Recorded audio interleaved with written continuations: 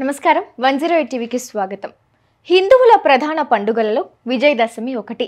దేశవ్యాప్తంగా ఈ పండుగను ఎంతో ఘనంగా జరుపుకుంటారు.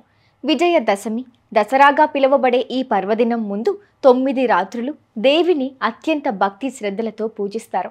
శరన్నవరాత్రుల్లో అమ్మవారిని ఒక్కో రోజు ఒక్కో రూపంలో అలంకరించి పూజిస్తారు.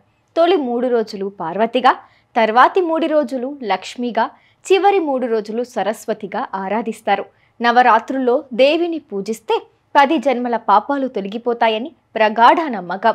శరన్నవరాత్రుల్లో నవదుర్గల అలంకారంలో పరాశక్తి దర్శనమిస్తుంది. 5వ రోజు సరస్వతి దేవి.